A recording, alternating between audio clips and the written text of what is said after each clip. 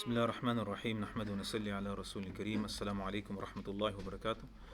Alhamdulillah, we praise Allah subhanahu wa ta'ala, ask him to send peace and blessings on his beloved and our beloved Sayyidina Muhammad sallallahu alayhi wa sallam. We are continuing the hadith related to, we started Kitab al-Salat, and we're now reading about Masjid, rules of Masajid. So in this narration,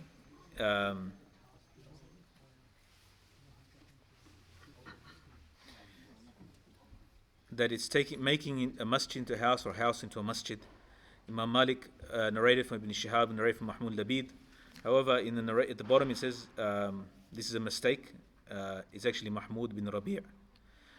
Later it says wahmun, hada wahmun, meaning there's a wahu wahmun. This is an error from the Rawi. If you actually look at other chain narration, it's a chain of narration. I mean, each person in chain narration is verified and checked. And it was a slip up by a later narrator, but if you look at other narration, his actual name was Mahmud bin Rabi', not Mahmud bin Labid. Anyway, so he narrated that Utban ibn Malik, that he used to be Imam of his people. كان يؤم قومه وهو أعمى. وأنه قال لرسول الله صلى الله عليه وسلم, he said to Rasulullah صلى الله عليه وسلم, that there's تكون ظلمة والمطر والسيل وأنا رجل ضرير البصر. So he's a person had weak eyesight, or he was blind, and he struggled to go through the darkness, the mud, the rain, and the water's flowing. If you think about it, in the old, there's no street lights, there's no paved roads. You have to walk through a dirt track. If it gets wet, it's muddy, right? If you ever seen a muddy track, like when it rains and it gets really muddy, it's hard to traverse. I remember there was a place in Multan, in Pakistan, and in the village, and it started raining. It was hard to get back to the masjid. Like it was like the mud was like we had like 2 kilos of mud on each shoe. So you can, and also it's dark, it's dangerous. You can lose your way, you can slip, right? And so many other things, and also harmful things come out, snakes and other things, and animals come out. So he said to Ya Rasulullah, فَصَلِّ يَا رَسُولَ فِي بَيْتِ مَكَانِ اتَّخَذُ مُصَلَّى. So Ya Rasulullah, come and pray in my house, and we'll take that as a musalla, as a spot for prayer, like officiate a prayer place. That's what Rasulullah used to do.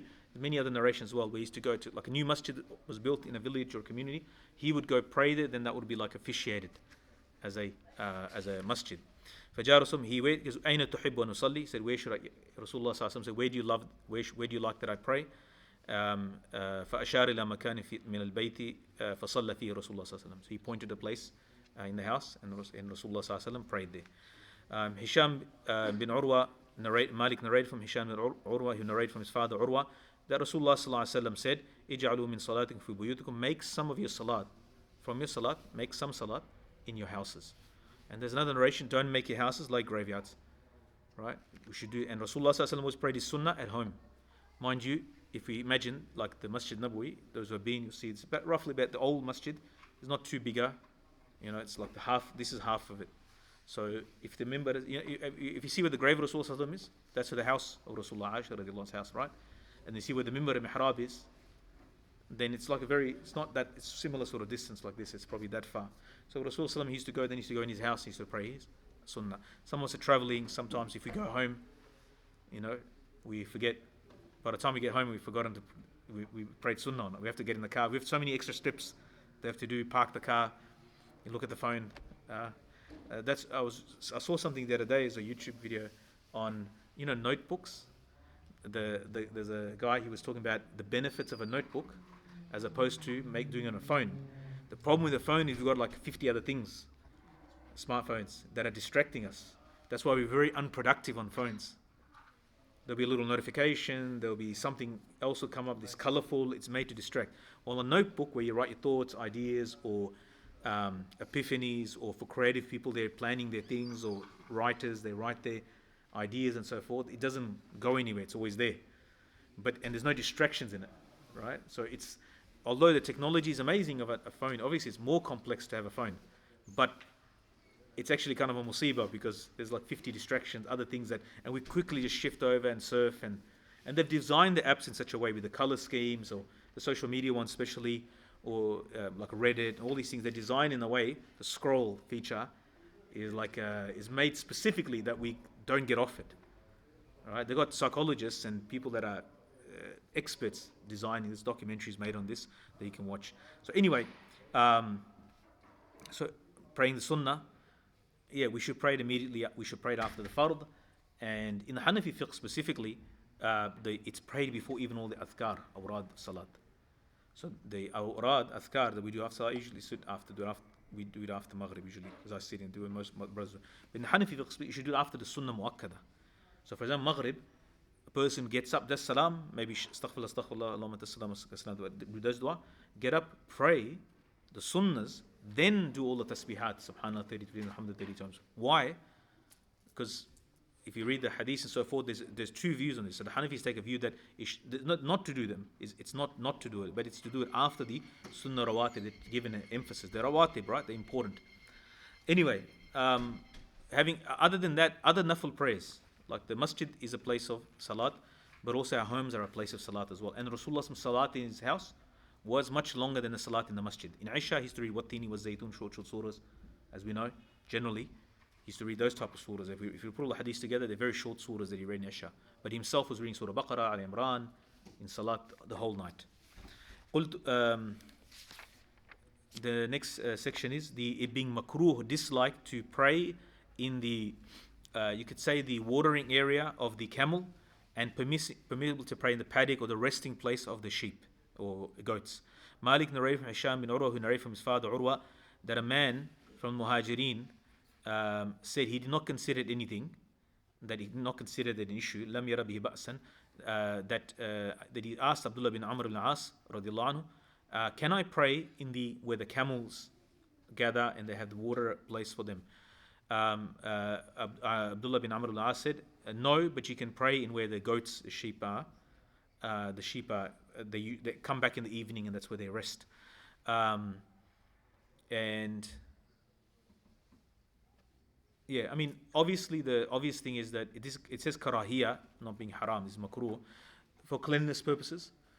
Camel dung is probably more unclean than goats. Goats' droppings are hard, and they probably don't get your clothes as dirty. If you have to pray, because if you're a shepherd, that's a place you got to stay, or be around that, or you live near it. If that's the only place that you can pray, or maybe your security for that, you have to guard those animals. You can't leave.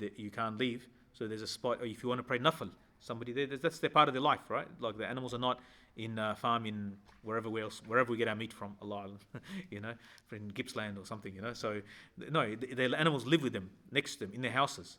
My parents are like they're farmers. Like they came from farming families, and so I remember going to my father's village and mother's village. Like as children, we were given goats to graze during summer, and we were given and the buffaloes, they live inside the house.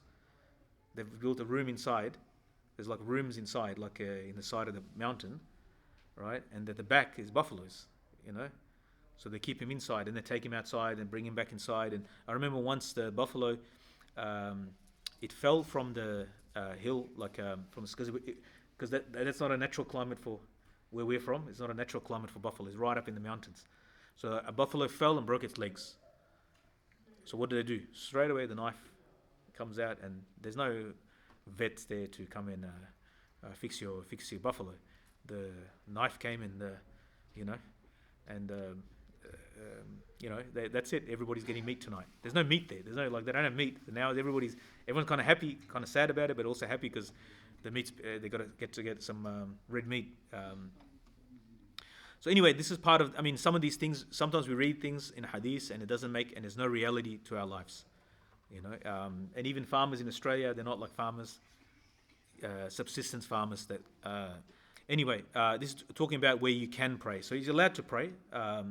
And based on these hadiths in the Hanbali fiqh, I'm not sure about the other madahib. In other madahib, the droppings of animals, the urine and droppings of animals from halal animals is not najis. It's not considered for tahara purposes filthy. In the Hanbali fiqh, it's considered. In other madahib, consider they're graded in different levels, right? You have to be. It doesn't mean you shouldn't wash it off. Like what comes out of your nose is najis, right? It's not najis. It's tahir, right? What comes out of your nose is tahir. It's not najis. But if you had it smeared on your clothes, it's not nice. You still wash it off.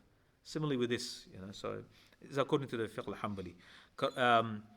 If it being disliked to take karahiyat ittikhad al-qabri masjidah, it being makruh or disliked to take the graves as a masjid, as a place of salat. Malik narrated from Zayd bin Aslam, who narrated from Ata bin Yasar, that Rasulullah ﷺ said, Allahumma la taj'al qabri wathnan yu'bad, ishtadda ghadab Allah ala qawmin, ittakhadu qubur anbiya'i masajid. Allah, do not make my grave an idol that is worshipped. And Allah's anger was intense on a people who took the graves of the Anbiya, their prophets, as masajid. Right? They made their graves into a place of worship, or so they started mixing up things, right? And this is like the most important thing in Islam is Tawheed, oneness of Allah. So there has to be clarity about that. They started blurring the lines. وجوب الستر العورة في الصلاة قال الله تعالى يا بني آدم خذوا زينكم عند كل مسجد. Allah subhanahu wa ta'ala said, O son of Adam, that take your beautification to the masjid, meaning that you cover yourself.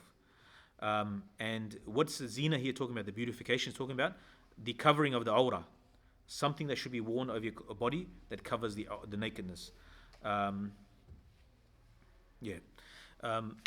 Salat fi thawbi wahidin, to pray salat in one piece of clothing, right?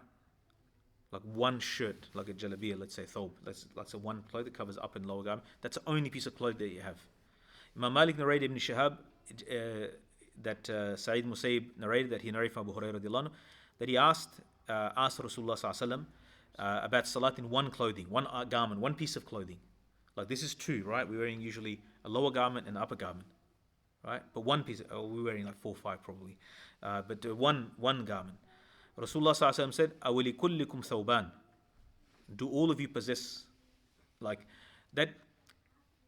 Does everybody have the means, the money to buy 2 pieces of cloth?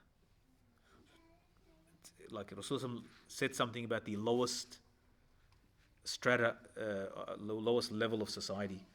That if we say that 2 is a condition, which is normally considered normal, even that's why the question's asked. That he said, but not every one of you possess.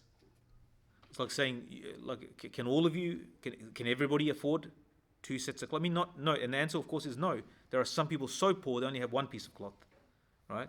Malik narrated from Hisham ibn Urwa, an abihi, who narrated from his father, from Amr ibn Salamata, that he saw Rasulullah sallallahu alaihi wasallam, that he prayed in one clothing, wrapped up around him, in the house.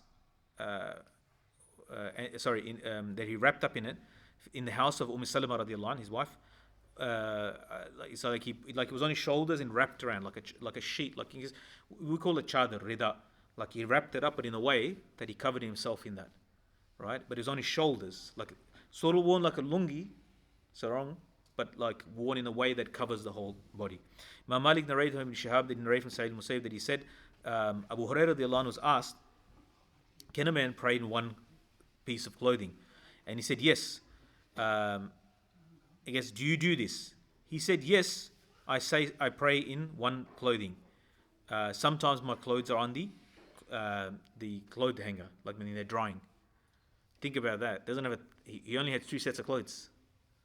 Like one's drying, right? There's a famous Sahabi, not so long, he was governor in Hims or somewhere, one of those Syrian cities. And he used to come out, there's a complaint made by the people of Sham against him, that it's a long story, maybe I'll mention some other time in the future, but one of the complaints against Umar radiallahu anhu was made that he comes out very late in the day, like once a week or something like that. Sometimes he comes out very late. And Umar radiallahu anhu, this is not right, like you're the governor, yours should be available for the people, like you're at their service. Like he said that I only have one, he's the governor, right? Umar radiallahu anhu, he said I only have one cloth. I wash it, then I wait for it to dry. It takes a long time for it to dry. When it's dry, then I put it in and come out. This is the governor. Yeah. We should go look at our cupboard, wardrobe tonight and think, anyway, like where we are. Malik narrated that he's reaching the Jabir ibn Abdullah, that he used to pray in one piece of clothing. Arabi ibn Abd al-Rahman and Muhammad ibn Amr ibn Hazm كان يصلي في قميص, he used to pray in one shirt. Qamis here doesn't mean like a qamis, like a shirt. Qamis means like a thobe, what they understood to be like a long shirt. Obviously, because it has to be, because if it's one clothing, it's to cover your aura, right? So How to pray in one clothing. كيف يصلي or كيف يصلى في ثوب الواحد. Malik narrated that he reached in the Jabir bin Abdullah that Rasulullah ﷺ said, whoever does not find من لم يجد ثوبين فليصلي في ثوب واحد ملتحفا به فإن كان الثوب قصيرا فليتزر به. So subhanallah, that the Prophet ﷺ said, whoever has two clothes should pray in it. So the ideal is to have two to cover yourself nicely and properly. Whoever doesn't find, two clothing, which is the norm, then he should pray in one clothing wrapped up, like as I explained before, how Rasulullah himself did it. If he can't find one that is big enough for that, because it's short, then he should make a lungi out of it, meaning cover the awrah, the lower part, the minimum. Right, it's too short. If you put it on his shoulders, maybe your awrah is exposed. Then his salat is not valid. Then he should wear as a lower garment, the bottom half, make into lungi and clothes of that cover the awrah, and pray like that. I mean, if you want to talk about the lowest common denominator, like the lowest, the bare minimum, like this is what Rasulullah is talking. He's Imam al-Anbiya, sallallahu alaihi wasallam, Imam of all the prophets, Imam of the world, the Habib of Allah subhanahu wa ta'ala, and he's talking at the lowest, like in terms of, like Rasulullah sallallahu alaihi wasallam didn't talk about helping the poor. He became one of the poor. And he even made dua, Allahumma ja'alni miskina wa amitni miskina wa ushhurni fi zumrat al-masakin. Like he didn't just talk about it. We should have hamdardi. You should have a sense of feeling for the poor. Like a sensitivity for the poor. No, he was with these people. And he was like, he lived them, and he lived even more hungry and more difficult life than them. Sallallahu alaihi wasallam. The minimum clothing that is permissible for women to pray in. Malik narrated from Muhammad bin Zayd. Obviously, the previous narrations about men. This narration is about women. Who narrated from his mother, Qunfuz, who narrated from his. This is Muhammad bin Zayd bin Qunfuz. He narrated from his mother that she asked Salama, the wife of the Nabi Sallallahu Alaihi Wasallam, that what should a woman pray in, and in terms of clothing, she said that she should pray in her khimar with dir'a. So as-sabiq idha ghuyibat dhuhur qadamiha. So Rasulullah said two things: an upper thing that like a hijab to cover the hair and the head, and a second, a long garment that will cover her feet, extends out to cover the feet. Malik narrated that he's reaching the Aisha, the wife of the Prophet ﷺ, said that she used to pray like that as well in those two pieces of clothing. Malik narrated from a reliable source that Bukayr bin Abdullah bin Ashaj bin Busr bin Sa'id, that he narrated from Abdullah bin Khawlani, he was in the room of Maymuna, the wife of the Prophet ﷺ, and then Maymuna, she used to pray with the two garments, the upper one to cover the top part and the bottom one, and she did not have a third garment on for the lower. She just had one long, like a long dress, covered the whole upper to the lower body. Malik narrated from Hisham bin Urwata that he narrated from his father, he narrated from the woman that she asked the question, and she said, a woman asked him a question, she said, sometimes there's a certain type of clothing that it becomes very difficult for me. She goes, can I just pray in these two pieces of clothing, like the upper one? She goes, yes, as long as that is encompassing, it covers the whole body, covers the feet as well. Upon this, Shah Waliullah Rahimahullah says, upon this are the people of knowledge, that a free woman, a hurra, that she should cover her whole body in salat except for her hands and her face. And it's said that the top of her feet can be exposed. It's permissible. In Hidayah, it's a Hanafi fiqh book, right? He said, and this is the Wuhul Sah, this strongest. However, Imam Shafi Rahimahullah said that something from her other than her hands and her feet, other than her hands and her face is exposed, then she should repeat the salat. Right? And then Imam Hanifa Rahimahullah said that anything that is less than 1/4 of the body is exposed, 1/4 of a limb, addu, like a leg, then the salat is still valid. It is makruh to pray when he's covering his mouth. Meaning, makruh means that it reduces the reward. It's disliked. It doesn't nullify the action, and it's not sinful, but it's better, we should avoid it to increase the reward of the action. Imam Malik narrated from Abdurrahman ibn Mujbir that he saw Salim bin Abdullah, that he saw a man that he was covering his mouth, like the way he was wrapped his turban or something, his face was covered. And he pulled him, where suddenly jabba thawb, then he called from his mouth, he removed, like he had his face covered, he removed it from his mouth until his mouth was exposed.